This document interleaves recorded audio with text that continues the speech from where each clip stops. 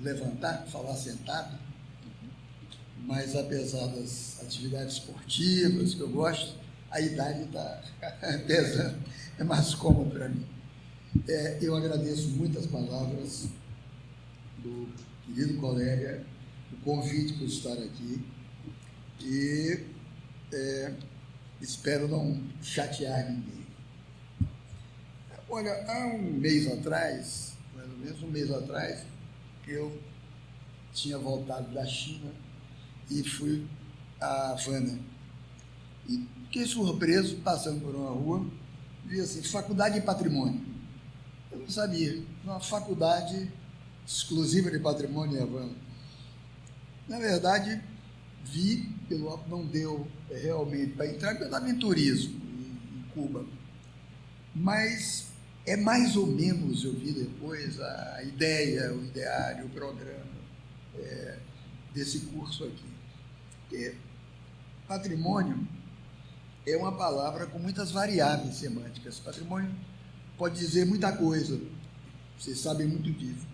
Mas ela nos interessa aqui numa das acepções que a palavra patrimônio tem, que é herança.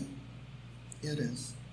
Tanto que a língua inglesa é bem mais explícita para expressar essa noção. Heritage. Heritage é propriamente patrimônio.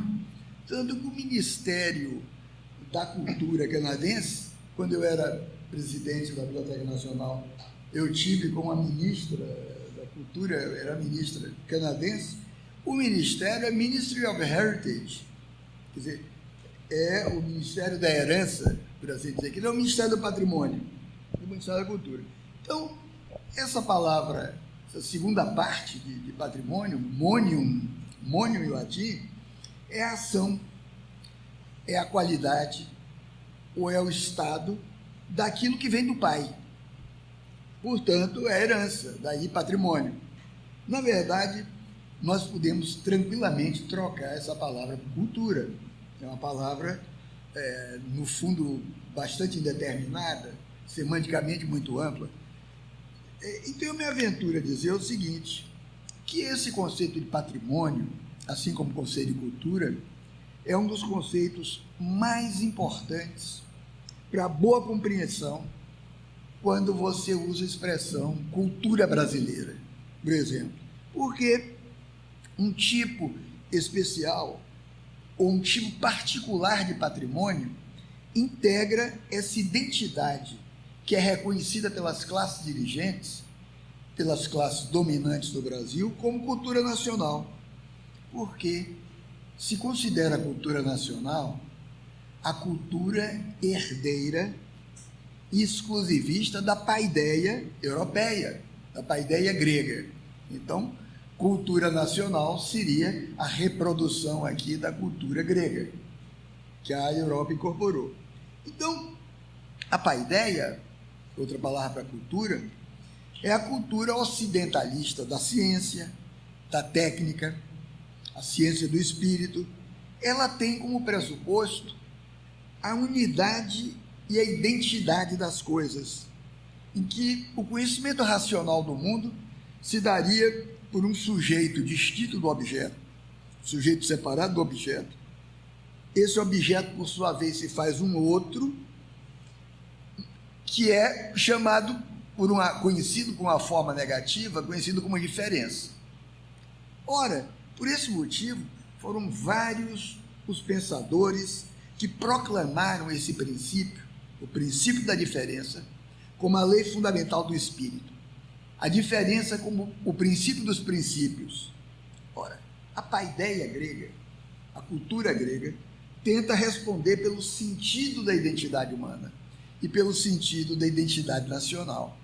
Portanto, vejam só, o que nós chamamos de patrimônio no Brasil, e que foi depois incorporado por algumas instituições, seja o próprio Ministério da Cultura, não exatamente do Gil, do anterior, ou as fundações tais, a cultura, o patrimônio é a herança das classes dirigentes. Patrimônio significa herança das classes dirigentes do Brasil. Aí a importância política que pode ter um curso específico de patrimônio para reescrever, tal como me pareceu, vi o currículo de Cuba está fazendo com relação ao patrimônio nacional cubano. Ora, então, quando nós dizemos identidade humana, e é isso que está no fundo do patrimônio brasileiro, nós estamos designando um complexo vinculativo, um complexo de vinculações que liga o sujeito, cada indivíduo, a um quadro contínuo de referências que é constituído pela intersecção da história individual com a história do grupo que ele vive. Então, historicamente, isso que eu estou chamando de identidade, conheceu fontes que são também critérios de pertencimento comunitário. Por exemplo, as fontes arcaicas da identidade. Você tem fontes étnicas, você tem fontes religiosas, que são as mais duráveis, são as mais enraizadas e são as menos escolhidas. De certo modo, nós herdamos já essas identificações e, às vezes, de formas perigosas. A religião tem sempre dois lados. Um lado pode ser terrível, Nós já herdamos. E fontes modernas, que são as identidades nacionais. As identidades nacionais herdam das fontes arcaicas, mas elas se inspiram não só num passado comum, mas também num projeto de futuro que se compartilha. E vêm as identidades sociais. As identidades sociais são corporativas, são ideológicas e são orientadas por filosofia da história, filosofias europeias, portanto. Prestem bem atenção. Ora, mas apesar dessa suposta coesão, a unidade é sempre incompleta. Toda unidade é incompleta. E toda unidade é, no limite, ilusória. Inclusive a identidade pessoal. Toda identidade é ilusória. Daí a busca de outras marcas de identificação no empenho pela totalização. Você está sempre buscando completar sua identidade com isso, aqui e ali, e tentar totalizar uma identidade. Portanto, diferentemente de identidade, nós temos identificação. Porque identificação é o fator dinâmico de integração do indivíduo ao grupo. É pela identificação que você mobiliza seus afetos, você mobiliza suas escolhas. Pode ser identificação com o parceiro ou parceira amorosa, parceiro amoroso, a identificação com o lugar onde você vive, com os amigos, com o pai ou mãe, com o trabalho. Então, a identificação é esse fator dinâmico de como o indivíduo se integra no grupo. Então, para pesquisar a identificação nos indivíduos, nos grupos, mas também no povo nacional, para pesquisar isso, a palavra patrimônio aparece. Então, vejam só, é um tipo muito especial de patrimônio que preside as raízes identitárias das elites brasileiras. As elites brasileiras têm raízes míticas e raízes reais.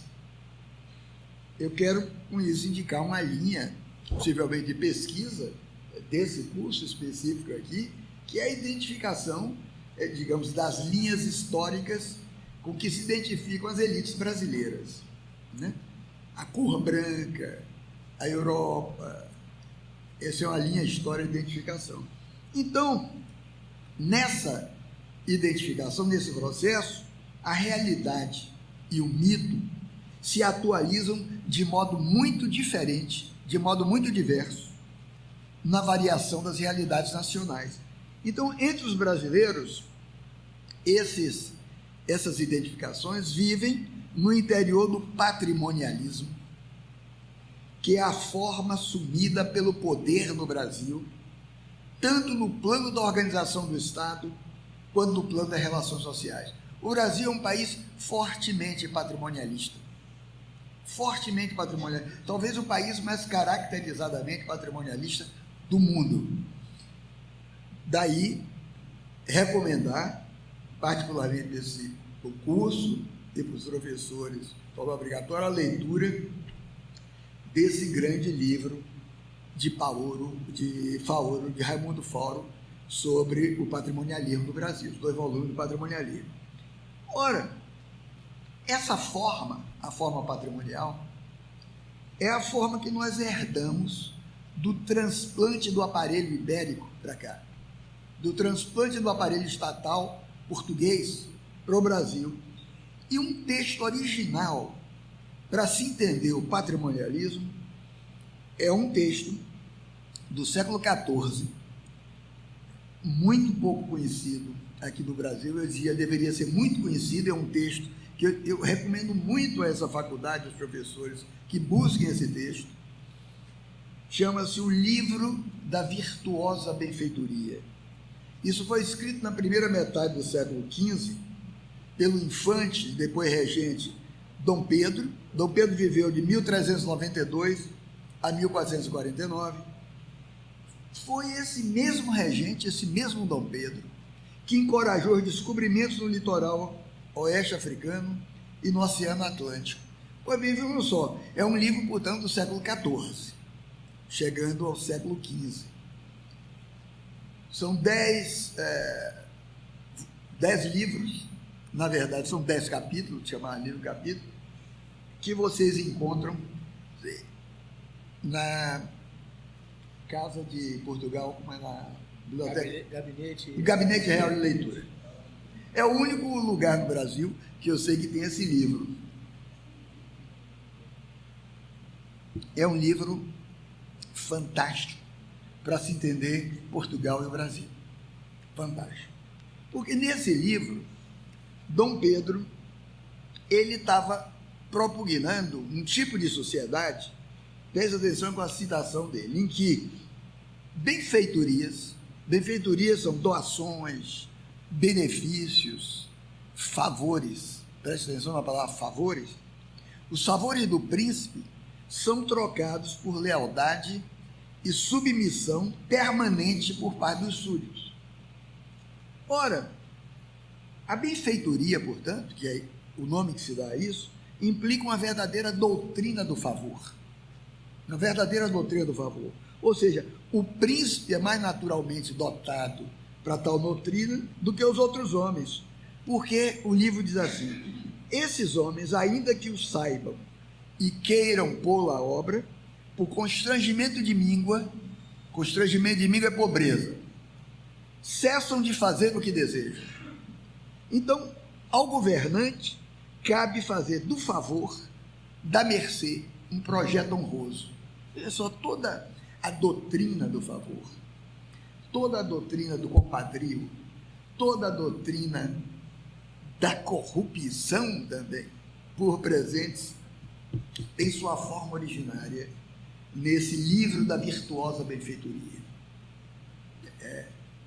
É um livro que como eu sei que aqui nós estamos num projeto de um curso de patrimônio, e esse livro não é lido, simplesmente está no meu livro, o Terreiro e a Cidade, não, o outro eu esqueci agora, o nome do meu próprio livro. Mas tem muitas edições na Vozes, Claros e Escuros. Claros e Escuros. Eu acho um texto notável e acho estranho que seja um texto desconhecido pelos historiadores brasileiros. Estranho, porque o notável nesse texto, que eu acho que pode ser, talvez a maior contribuição que eu possa fazer aqui hoje com essa palestra, é recomendar esse texto, é a clareza dele como fonte ideológica do Estado patrimonialista português que estava nascendo então. E esse texto coloca sem rodeios, coloca, e com tintas filosóficas, não é um texto de tinta filosófica, a categoria do favor privilegiado. O favor privilegiado. O favor que se faz a determinadas pessoas, a determinadas autoridades, a determinadas figuras da vida pública, e que hoje persiste como forma social na vida brasileira. Esse é um texto do século XIV, em Portugal, e eu diria, essa é uma prática persistente ainda na vida brasileira. Nós vamos ver por quê, como durou. Porque, por cooptação, por lábia, por suborno, por corrupção. Outras pessoas podem passar a integrar essa comunidade, que vamos chamar de comunidade dos favores, ou em torno do interesse empresarial do governante.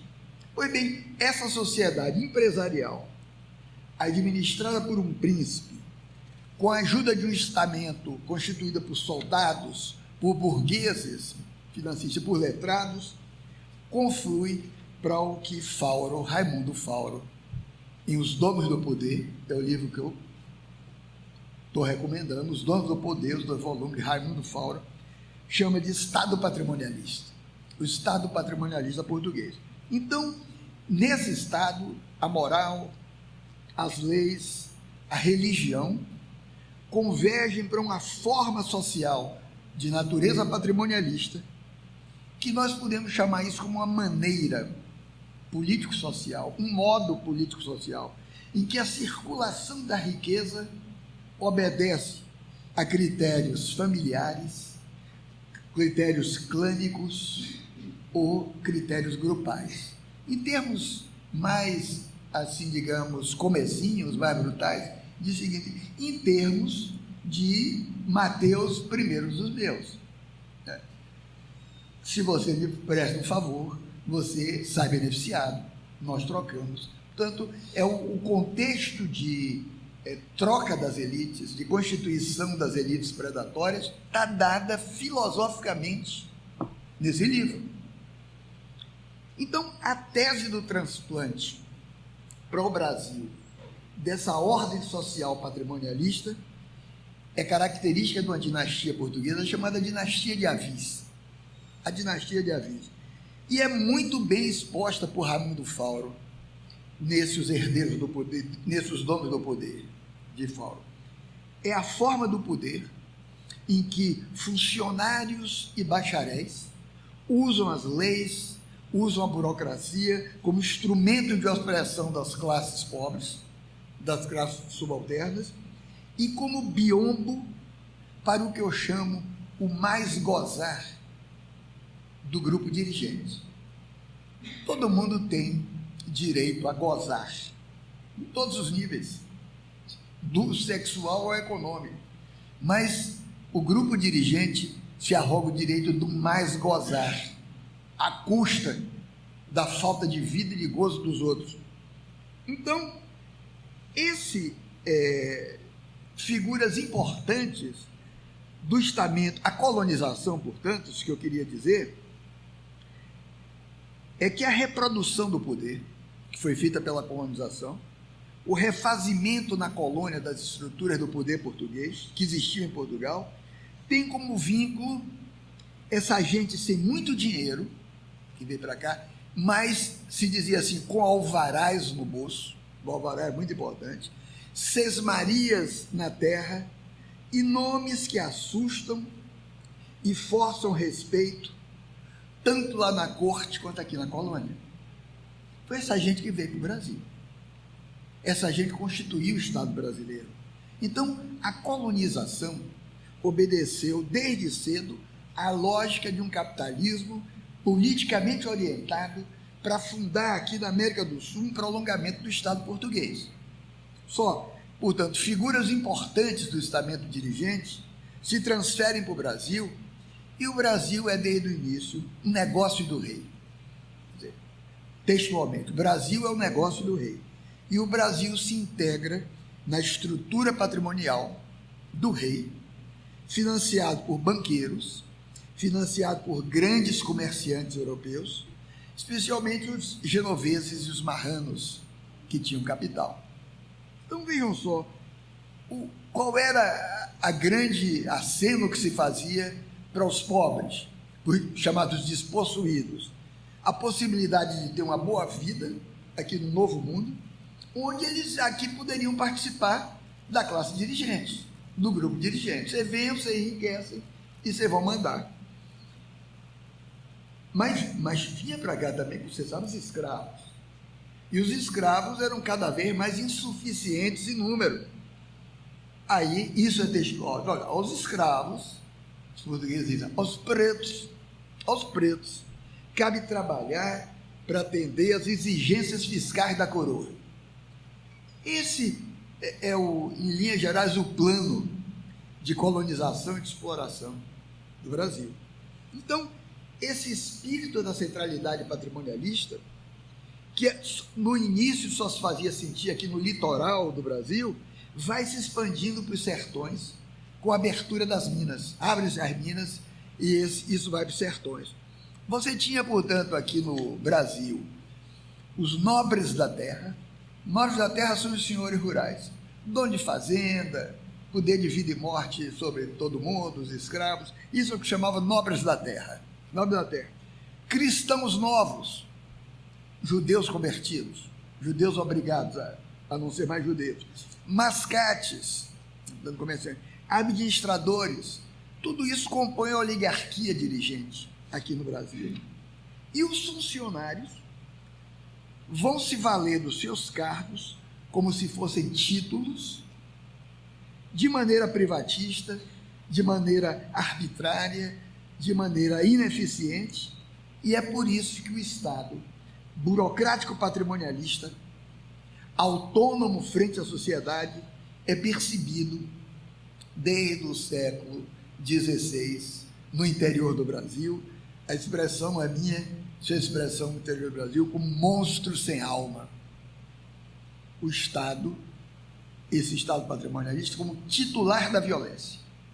Titular da violência. Esse é o Estado que herdamos do burocratismo patrimonialista. Então, preste atenção, o Brasil chega ao século XIX com um Estado de formato despótico, de formato obscurantista, entregue ao domínio do militar Reinhold, em Portugal, enquanto o senhor rural aqui no Brasil fica isolado, fica confinado às localidades dele, com poder de vida e morte sobre os empregados.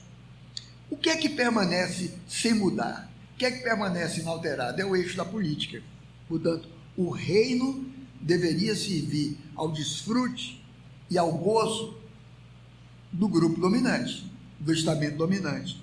E foi assim que o Império instituiu no Brasil o Estado-nação. O Estado-nação se instituiu no Brasil dessa forma. É por isso que dizia que o Estado-nação no Brasil, quando a monarquia acabou, aqui a monarquia criou o Estado-nação brasileiro. Só que nós tínhamos Estado-nação, mas não tínhamos mesmo, era povo. O povo era uma massa morta, sujeita à exploração, batança do Estado. Então, a independência, portanto, manteve a burocracia da corte de Dom João VI, e o Estado, esse Estado que Fausto chama de burocrático patrimonialista, continuou da mesma forma que no período colonial, intermediando todas as atividades econômicas e orientando em favor dos clientes, dos patrocinadores desse Estado, aquilo que os portugueses chamavam o negócio da nação. A nação era um negócio. A nação brasileira era um negócio. E quem são esses negociantes? Com quem se fazia negócio? Em primeiro lugar, a Inglaterra. Depois, no plano interno, a elite ou patriciado brasileiro, que se perpetua na política e no poder. Prestem atenção, se vocês forem fazer uma análise de nomes do patriciado brasileiro dessa época para cá, ou são as mesmas famílias ou os cooptados por essa família, cooptados por casamento, por compadrio. É essa mesma gente que está aí. E esse patriciado brasileiro é o descendente dos primeiros capitães donatários das terras, descendentes dos governadores gerais, dos altos funcionários do governo colonial.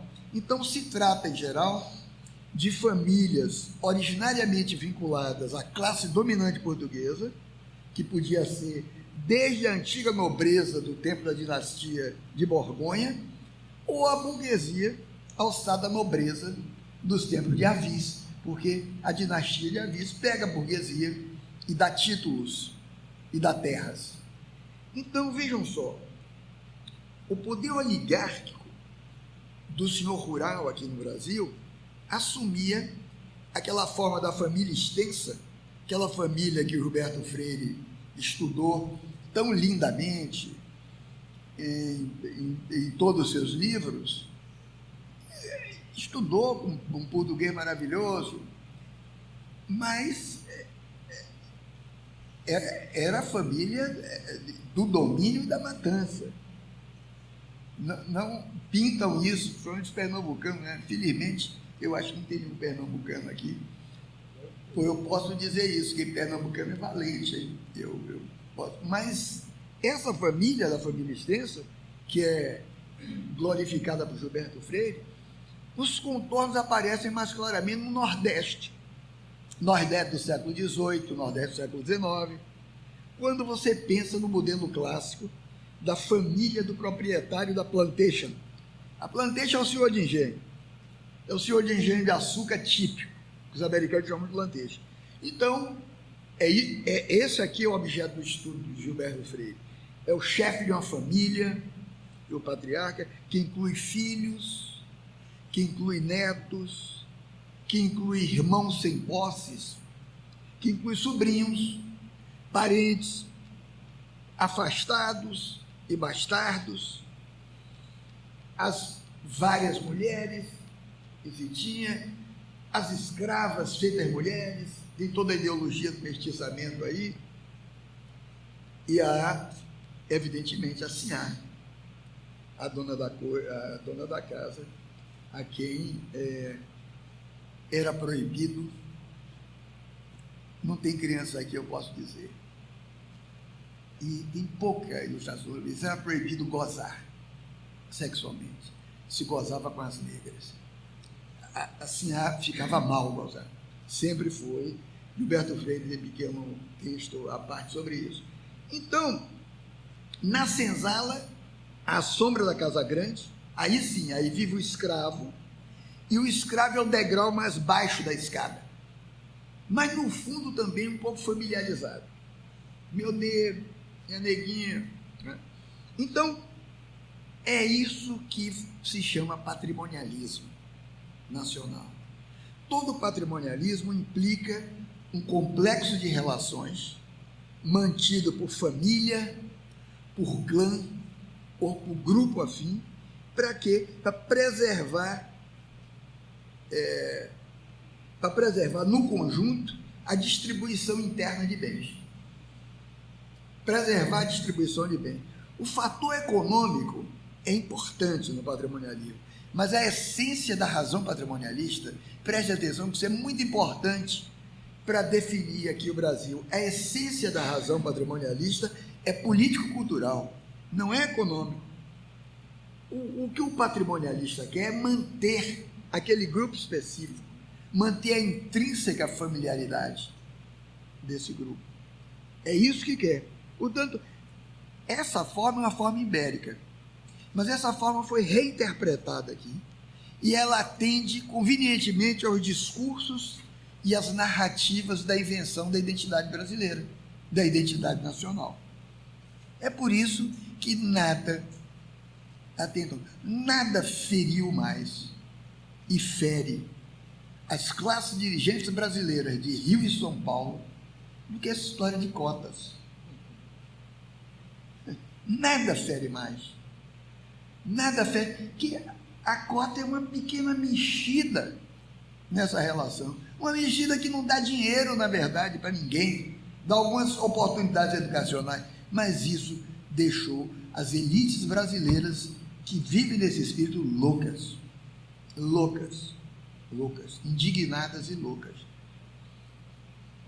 Ora, tanto durante todo o século, a partir da independência, portanto, a partir do estabelecimento disso que vai se chamar de identidade brasileira, identidade nacional, a definição de brasilidade tinha, de fato, grande importância política para a classe dirigente, porque a classe dirigente queria perpetuar a nação como um negócio, não mais um negócio do rei de Portugal, mas um negócio das oligarquias rurais, em coalizão com os burocratas que administrava esse Estado agroexportador, que é o Estado brasileiro. Só que, para as elites dirigentes, São Paulo, Rio, as elites capital, era preciso ter algum perfil identitário, com alguma valorização frente à Europa, porque a Europa sempre dizia, isso aqui é uma terra de pretos, isso é uma terra de pretos, perfil identitário aqui não era valorizado. Para se valorizar, ao mesmo tempo, frente à Europa, e manter nos lugares dominados os negros e os índios, era preciso, porque as possibilidades concretas de nação e de povo, no sentido de forma autóctone, de subjetivação, era dado por índios, negros, mestiços. Isso é o povo concreto. E aí você pode entender desse modo que a questão da identidade nacional foi tão importante para a intelectualidade no Brasil desde a independência. Essa é a questão filosófica do Brasil desde a independência. Prática. O que é brasileiro? O que é ser brasileiro? Isso faz a grandeza de Machado de Assis, a grandeza de Lima Barreto, a grandeza do modernismo, da literatura modernismo, Mário de Andrade, Oswald de Andrade, do cinema novo. Primeiros filmes do cinema novo, digo, a grandeza daí, o que é isso brasileiro? O que é o brasileiro? Um enigma. O que era o brasileiro? Que veio dessa massa amorfa para a Europa, aos olhos da Europa, de mestiços, de pretos, de índios, de mulatos. Então, o liberalismo, que levou segmentos da elite monarquista a reivindicar a abolição da escravatura, não estava comprometida com a realidade social, a realidade humana da maioria da população, porque a maioria humana da população brasileira é constituída por africanos e os descendentes. Africanos e descendentes. Até metade do século XVIII, na maior parte das cidades brasileiras, no Rio não, na Bahia, por exemplo, se falava Nagô, Iorubá, e língua geral, se falava Tupi. Vocês fizeram um levantamento do número de palavras. O meu amigo Ney Lopes, muito amigo, de 40 anos, ele fica uma fera quando eu digo, porque o Ney joga do lado dos bancos. Eu acho que isso não tem nenhuma importância, mas a maior parte dessas palavras africanas aqui é tudo Nagô. Tem um levantamento de gigantesco, que se falava Nagô, se falava Iorubá, cotidianamente. Como passamos ainda dos mais velhos do terreiro a se falar Nagô. Os mais velhos ainda gostam, e os mais novos começaram a aprender. Não é uma língua tão fácil, mas dá para aprender. Então, o homem concreto, portanto, a diversidade humana, que é o que constitui o material brasileiro, são os afrodescendentes, os indígenas, os sertanejos, as populações ribeirinhas. Tudo isso foi sempre discriminada, foi sempre excluída, mas foi formalmente realocada num padrão culto de inspiração europeia. Então, para as elites dirigentes nacionais brasileiras, era preciso ter um perfil de identidade com alguma valorização frente à Europa. E, ao mesmo tempo, manter nos lugares dominados os negros e os índios, que efetivamente constituíam as possibilidades concretas de povo, no sentido de formas autóctones de subjetivação. Vocês não se enganem, mesmo nas classes pobres, famílias mestiças, se discrimina uma dessas proveniências.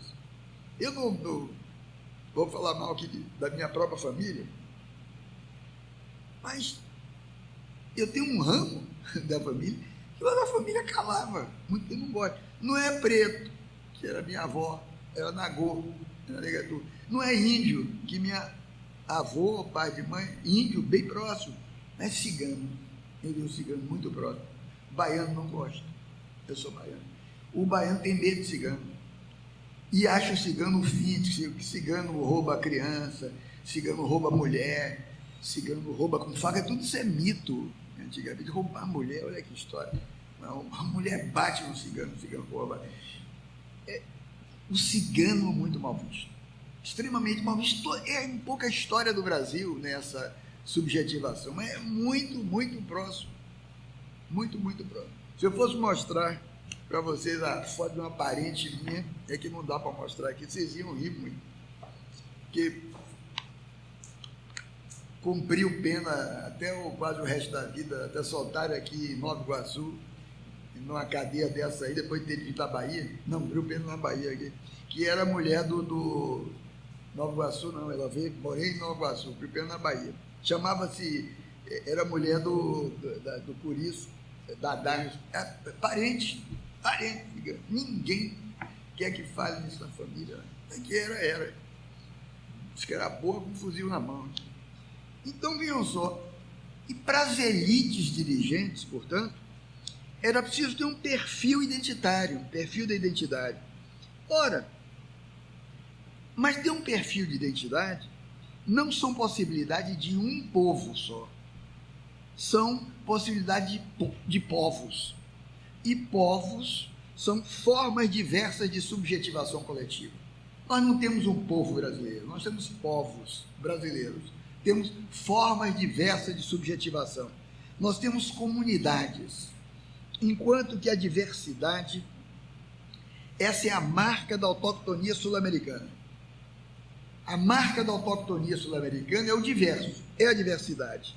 E tudo isso é fonte de temor para os grupos estamentários no poder, é fonte de temor para os, digamos, os capitães do mato, das elites, os capitães de mato, ainda do governo. Esses capitães do mato, infelizmente, podem ser também negros, podem ser mestiços, que assumem essa ideologia. Então, esses grupos que são ameaçados por essa ambiguidade da identidade, tendem a elaborar discurso monoculturalista e dizer assim, olha, povo nacional, cultura nacional, para tentar legitimar uma única cultura, um único povo, como se essa fosse a realidade brasileira. E esses discursos se empenham na elaboração de uma unidade conciliatória, de uma unidade não conflitante, enquanto que a realidade sócio-histórica é feita de contradições e de diversidade. A realidade nossa nacional é contradição e diversidade. Nós somos diversos, nós somos plurais, nós não somos unos. Falamos a mesma língua, mas não são unos.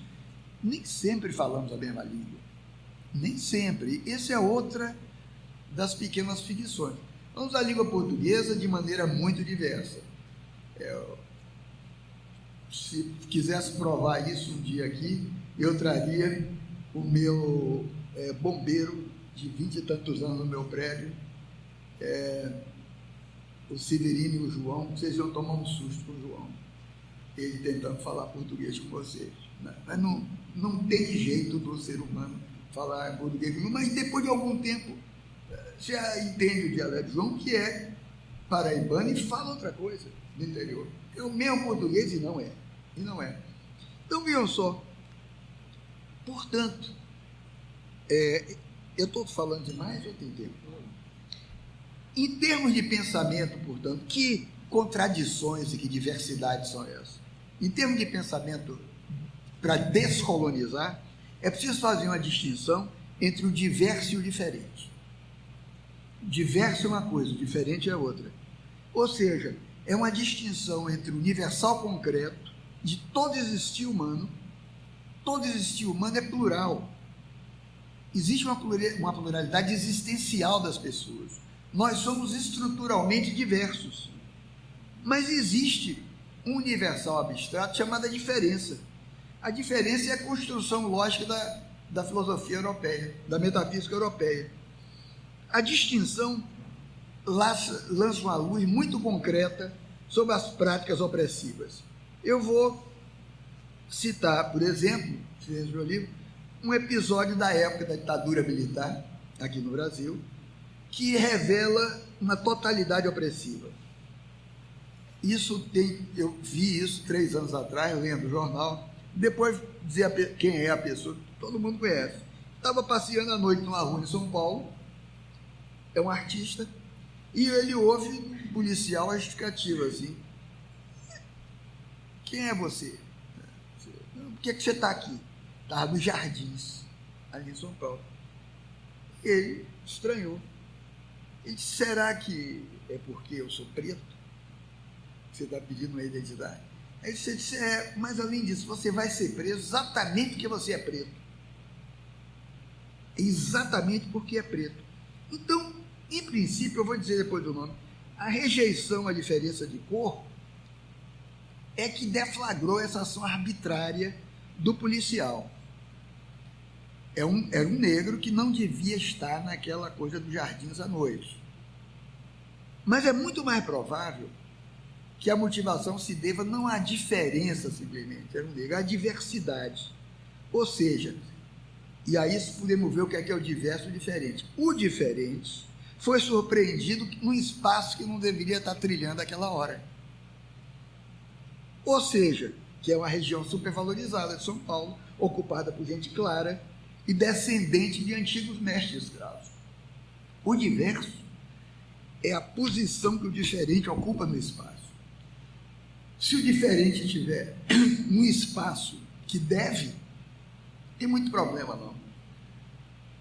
É a cozinha da casa, é a zona desvalorizada da cidade. O problema é que o diferente foi diverso ali, porque ele estava nos Jardins de São Paulo à noite. Quem é essa pessoa? Eu tirei essa história, ele contou no Globo, Djavan. Então, ele disse: você vai ser preso exatamente porque é preto, para deixar de ser besta, preto falando. Claro que não ficou. Então, nós somos naturalmente diferentes uns dos outros. Naturalmente. Os filhos são diferentes dos pais, o filho é diferente dos compatriotas, é diferente dos indivíduos do resto do mundo. Então, a variação é naturalmente imprescindível à transformação evolutiva. Mas, ao contrário da distinção dos fenômenos, como princípio lógico do conhecimento, a diversidade implica um conhecimento da diferença. A diversidade supõe a pluralidade numérica, a pluralidade espacial da diferença. Sem o reconhecimento no plano dos afetos, você não cria a solidariedade imprescindível à aproximação da diferença. A única maneira de lidar com o racismo, a única maneira de lidar com a rejeição racial é a aproximação. Mas não é a aproximação simplesmente do diferente enquanto diferente. É a aproximação no jogo da diversidade. É a aproximação dos lugares, a aproximação dos corpos. O racismo não está na cabeça, ele está no corpo por inteiro. É possível que você encontre um sujeito desse, um Fernando Henrique desse da vida, que diga: sim, eu tenho um pé na cozinha, eu aceito, não quero negro, é meio mentira, né? Na prática não, porque os espaços são muito afastados, os espaços são muito diferentes. Ora, então, sem o reconhecimento no plano dos afetos, não se cria solidariedade, e a solidariedade é imprescindível à aproximação das diferenças. Portanto, o caráter absoluto do incidente com esse artista aí na rua, que era o Djavan, eu estou dizendo que eu li isso no jornal, sem a evidência escravagista da forma desse incidente, isso é um traço do Estado Nacional, do Estado brasileiro, manifestado desde a política étnica da ditadura varguista, e isso persiste hoje. Isso persiste em períodos ditos democráticos e persiste pela mesma justificativa, só que agora não é mais implícita, é manifesta. Eu não vou dizer que eu não tenho elementos para isso, que a Marielle foi assassinada porque era negra. Não tenho certeza com relação a isso. Mas eu diria que tem uma chance muito grande de que tenha sido escolhido também por isso. Também por isso. É mais fácil, está na cabeça, só que não está sendo fácil, né? As coisas mudam também, ninguém controla o discurso, nem controla. É mais fácil matar gente de cor do que gente branca aqui no país. Então, essa política persiste, só que de fora, de forma implícita, e agora não mais manifesta. Agora manifesta, no caso dela. Então, parece conveniente para mim a conveniência política de um posicionamento, que eu diria não marxista, mas um posicionamento marxiano, de Marx, que a partir da relação racial como um material histórico, um material determinado pela diversidade no interior da formação brasileira. Portanto, partir da relação racial como um anacronismo a ser superado. A relação racial é um anacronismo a ser superado. Eu diria, vocês me perguntam, eu sempre fui defensor de cotas, muito até hoje digo isso, mas se me perguntar se eu gosto das cotas, não gosto. Mas sou capaz de me bater até o final por elas. Não é um princípio esteticamente muito bonito para mim, as cotas, mas ele é vital, ele é imperativo. Ele é imperativo das cotas porque ele força a aproximação. Ele força a aproximação. Os espaços colonizados pela cor branca são hoje destituídos pela colonização. Eu oponho a colonização à colonização. É importante a proximidade. Durante muito tempo, sou professor da Federal do Rio há 40 anos. Nunca me esqueço de uma tese que eu examinava exatamente na geografia. Não, foi da educação física. Onde alguém levantou a tese que era geográfica de que as hemácias dos negros eram mais pesadas na Terra do que a dos brancos. Por isso que os negros não davam grandes nadadores, já que as hemácias seriam mais pesadas, né? E aquilo me pareceu, tinha páginas e mais páginas sobre isso. Eu disse, já lhe ocorreu que se não há grandes nadadores negros, é porque as piscinas sempre tiveram fechadas aos negros? Nunca tinha ocorrido.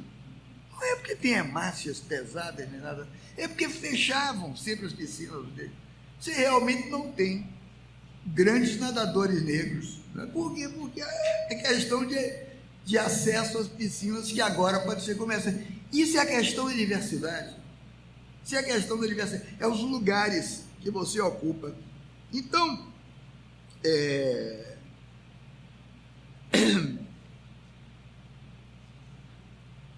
a nossa hipótese, portanto, relativa a um modo de pensar no complexo simbólico Nagô, bando aqui no Brasil, não é negra, não vem de nenhuma relação racial. Eu diria que nós temos a hipótese afro, uma hipótese por quê? Que comporta processos inteligíveis à luz da origem africana. Então, é possível falar de um perspectivismo, quer dizer, no sentido nietzschiano, de um modo de pensar assentado sobre um viés particular e não sobre a pretensão de enunciar verdades absolutas. Portanto, esse perspectivismo, esse outro tipo de configuração simbólica é o patrimônio identitário oferecido pelo pensamento dos terreiros no Brasil, pelo pensamento banto, pelo pensamento nagô, que continuamente está atestando a presença na história nacional de um paradigma civilizatório diferente do modelo europeu, e sem que o modelo europeu é centrado nos poderes da organização capitalista e da racionalidade dos signos. Esse outro paradigma é o paradigma negro, Eu digo negro, mas pode incluir mulatos, índios. Não é problema da cor da pele, é do lugar que ocupa socialmente. O negro é um lugar, não é a cor da pele. O índio é um lugar. Que lugar é que ocupa na trama das relações sociais brasileiras? A cor da pele, na verdade, eu sei que para quem é discriminado na entrada dos edifícios ou na Europa, fica por aqui e toma esse movimento reativo, anti-branco. Mas tudo isso são construções. Branco e negro são construções identitárias. Não há nada mais profundo que a pele, nesse momento. Mas a pele não define raça. O que define efetivamente as posições de raça são as posições sociais que você ocupa, e a pele escura tem ocupado posições diferentes. Daí a lógica de combate é a lógica da aproximação. Vocês não duvidem, uma vereadora, ou primeira-ministra negra, falando o discurso negro, é mais ameaçador, isso em si mesmo, do que qualquer discurso erudito, marxista, filosófico, do que qualquer discurso de esquerda, comunista, o que seja. A simples presença de uma jovem escura, negra, falando do lado do povo, não há ameaça maior do que essa na trama das relações brasileiras. Essa é a grande ameaça. Essa é uma grande ameaça. É uma ameaça que tem que ser, na lógica das elites, terminada. É por isso que uma desembargadora que devia ser imediatamente instituída, se esse fosse um país sério, posta para fora do juizado de serviço público, se referisse a o que essa desembargadora disse ontem, né? Sei lá o nome dela. Vocês viram, né? O que a mulher falou com a... Todo mundo lembra. Então, esse patrimônio, portanto, eu vou terminar daqui a pouco retomando a questão do patrimônio. Nós temos, portanto, esse patrimônio, um patrimônio do lado do povo, que corresponde a um complexo cultural em que as origens remontam à Nigéria e a Benin, ao Domé, que compreende nações e que estão aqui no povo brasileiro, nações como Eguibá, como Egbadô, como Ijebu, como Ijexá, como Queto, como Anagô, como Eió, que incorporam traços dos Adjá, dos Fon, dos Uedá, do Maí, do Jagum, tudo isso que é compreendido aqui no Brasil com o nome genérico de Jeje. Essa gente é o povo nacional. Essa gente é o povo brasileiro. Essa gente não exclui branco, nem a cor da pele branca, não. Absorve, tende a se aproximar, sempre tentou se aproximar. Então, eu diria que o patrimônio que está em questão aqui com o povo brasileiro é o patrimônio da origem, é o patrimônio da arqué. Arqué significa princípio material das coisas, mas é também um princípio cosmológico, é um princípio cultural. As culturas brasileiras, as culturas do povo, são culturas de arqué, que são culturas que ritualizam sua origem, que ritualizam seu destino. Nós encontramos essa origem muito explicitada nos bantus, na cultura urubá, nas culturas indígenas. Tudo isso constitui esse amálgama que nós podemos chamar de povos nacionais, não de um povo nacional, de povos nacionais. Daí vêm os nossos ancestrais, daí vem a nossa ancestralidade, mais do que a nossa história, a ideia de história, que é uma ideia bastante europeia. Eu diria que no Brasil vale mais a noção de ancestralidade, que é outra noção, do que a noção de história. Então, para terminar, eu quero dizer o seguinte, que o pensamento patrimonial brasileiro, visto do ângulo do povo, é um pensamento de soberania. E soberania significa o quê? A reelaboração de um pertencimento. Esse pertencimento que ficou suspenso por efeito da migração forçada, por efeito da escravatura. Só que quando o indivíduo apenas vive, só viver, isso são contingências fracas diante da necessidade existencial que você tem de pertencer. Pertencer talvez seja mais forte do que viver. Quer dizer, você pertencer a um grupo, pertencer a uma família, e pertencer a um grupo originário, de onde vem os imperativos éticos, os imperativos cosmológicos. Então, quando você diz que a religião e os cultos são uma roupagem, e para mim é uma roupagem existencial, não é você atribuir a religiosidade a um lugar superficial, um lugar secundário. Não, é você afirmar que o que está em jogo aqui, que o cerne da questão é a continuidade de uma outra forma coletiva de ser gente, uma outra forma coletiva de subjetivação, diante de um dilema particular, que é o dilema da diáspora, para qual o fenômeno do culto é a roupagem adequada. Portanto, o que eu quis dizer com isso? Que a forma dominante, a forma hegemônica do Estado brasileiro é a forma do patrimonialismo português. Mas patrimônio é uma categoria reversível, é uma categoria de reversibilidade. Nós temos que estudar as formas populares de patrimonialização, que estão nos cultos, que estão nas formas comunitárias de vida, que estão nas festas, que estão nas apropriações que as populações pobres fazem do seu território. Tudo isso é patrimônio. Nós temos, portanto, que opor a patrimonialização dominante, a patrimonialização predatória e exploratória do Estado, o patrimonialismo dos povos, o patrimonialismo das massas. Essa é a ameaça real que as massas podem levantar contra o Estado opressor e as formas opressivas do Estado nesse momento.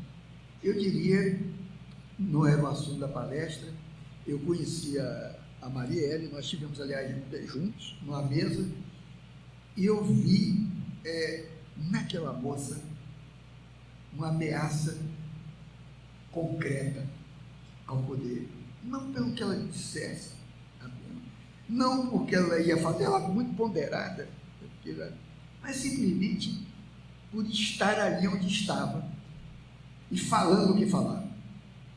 Isso é mais ameaçador, preste atenção, do que repetir o Capital de Marx, ou achar que o Capital de Marx vai resgatar o povo de seus grilhões históricos. O que vai resgatar o povo de seus grilhões históricos é essa posição, é essa fala, é essa presença, é esse lugar novo, porque o negro é um lugar, o negro é um lugar, ele não é uma cor, ele é um lugar diferente, ele é um lugar resistente, e a grande ameaça ali era essa. Pode ter tido um motivo particular, mas ela era uma ameaça notável, Obrigado.